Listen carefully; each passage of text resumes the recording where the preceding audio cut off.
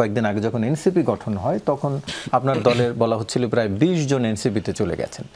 সম্প্রতি যখন আম আদমি পার্টি গঠিত হয় সেখানেও আপনার দলের নেতারা গেছেন।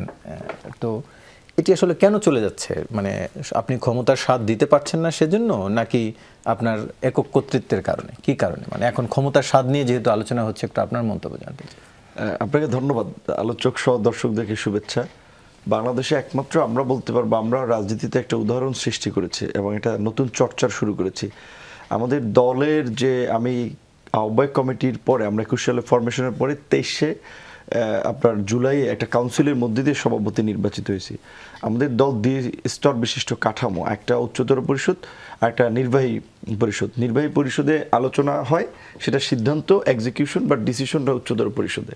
আমাদের যে অঙ্গ সংগঠনগুলো ছাত্র, যুব, শ্রমিক অধিকার পরিষদ, প্রত্যেকটা কাউন্সিলের মধ্যে দিয়ে নেতৃত্ব নির্বাচিত হয়। আলাউদ্দিন ভাই রাজনীতিতে যুক্ত হওয়ার আগে আমাদের শুভাকাঙ্ক্ষী হিসেবে আমাদেরকে পরামর্শ দিত। দেশের বাইরে এরকম অনেক তরুণ যারা বর্তমানে সরকারের সাথে যুক্ত, বিকজ ওই আপনার ফ্যাসিবাদের জমানায় আমরা যখন একটা রাজনীতিতে এসেছিলাম, এটাই কিন্তু একটা আলোর ঝলকানি ছিল সেই জায়গা থেকে। এবং বিশেষ করে বিএনপি, জামাতের মতো প্রভাবশালী প্রতিপত্তিশালী দলগুলো যখন কোণঠাসা হয়ে যাচ্ছিল, আমরাই তো টুকটাক ছোট পরিসর হলেও আওয়াজ দিয়েছিলাম শিক্ষা প্রতিষ্ঠান থেকে। এবং যেহেতু বাংলাদেশে ছাত্র আন্দোলনের মধ্যে দিয়ে একটা ইতিহাস, গণ অভ্যুত্থান তৈরির ইতিহাস রয়েছে, সেই কারণে অনেকেই আমাদের মাধ্যমে সেই পরিবর্তনটা চেয়েছিল। সেখানে আমরা পর্যায়ক্রমে 2018 সালে সেই কোটা সংস্কার আন্দোলন, 2019 সালে ডাকসু নির্বাচন, 28 বছর পরে হওয়া, পরবর্তীতে 21 সালে একটা দল গঠন করা।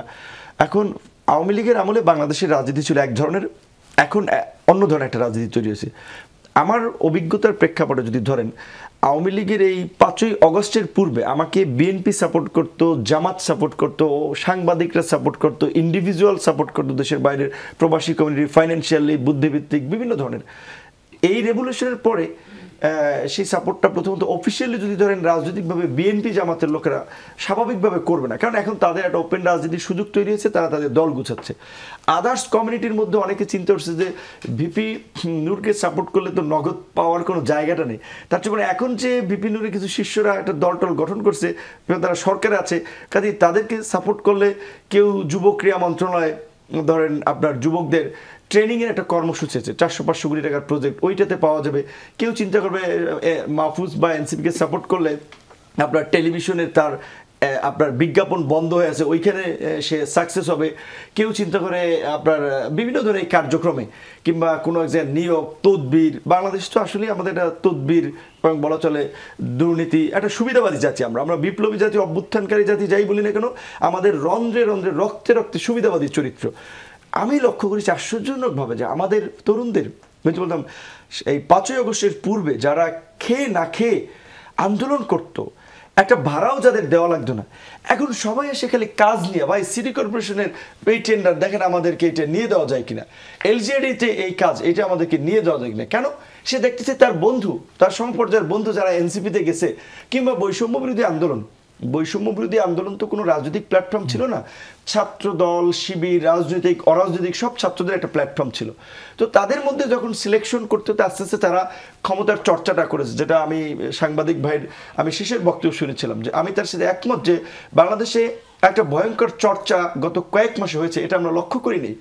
এবং আমরা উইথ ডিউ রেসপেক্ট ইউনূস স্যারকে আমরা রেসপেক্ট করি। এই যে ইউনূস স্যারকে যখন শেখ হাসিনা হ্যারাস করছিল, তখন আপনার টিভি কিংবা আজকের আলোচক বলেন, এনসিপি বলেন, ইউনূস স্যারের পক্ষে 20টা লোক প্রকাশ্যে দাঁড়ায় নেই। আমরা মশাল মিছিল করেছি, সেমিনার করেছি, কোনো স্বার্থের কারণে না। এখন আমরা ইউনূস স্যারের সরকারে নেই, কিন্তু আমি বলছি এটা স্যার যখন বললেন যে ছাত্ররা আমার নিয়োগকর্তা, ওইটা বলে কিন্তু ছাত্রদেরকে একেবারে তুঙ্গে তুলে দিয়েছেন। তো কাজেই যে অন্যান্য উপদেষ্টা তো ভাবছে যে প্রধান উপদেষ্টা বলছে তার নিয়োগকর্তা, তার ছাত্ররা তো আমাদের তার চেয়ে উপরে, মানে ভগবানের কাছাকাছি। যেই কারণে যখন জনপ্রশাসনের এই পদায়ন পদোন্নতির কমিটি হয়, সে নাহিদ একটা গ্রাজুয়েশন করা ছেলে, যার রাষ্ট্র পরিচালনার প্রশাসনের ন্যূনতম এক্সপিরিয়েন্স নেই, তাকে দেওয়া হয় সেই কমিটির সদস্য। সচিব, কিংবা আসিফকে দেখা হয় পুলিশের এই পদোন্নতি এই কমিটির সদস্য সচিব।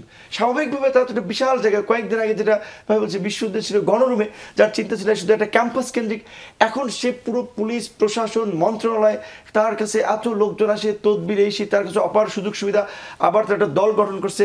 স্যার বলছেন যে নিয়োগকর্তা, কাজী তাদের মধ্যে আর একটা ক্ষমতায় থেকে যাওয়া কিংবা এইভাবেই ক্ষমতাকে কুক্ষিগত করে একটা দল তৈরি করে ক্ষমতায় থেকে যাওয়া, এই প্রবণতা তৈরি হতে পারে, যার ফলে তারা আমার দল না বিভিন্ন দল থেকে, যেমন রাষ্ট্র সংস্কার হাসনাত কায়েমদের ভাই খুবই ভালো সৃজনশীল কিছু ছেলেপেলে ছিল, তারা ওখানে গিয়েছে, আমার দল থেকে কিছু গিয়েছে, অন্যান্য দল থেকে কিছু গিয়েছে, এমনকি বিএনপির দেখা যায় পদধারী না, বিএনপির সমর্থক, বিএনপি তো বড় দল, ওই রকম কিছু লোক গেছে, আওয়ামী লীগের সাথে ছিল তারা কিছু গেছে।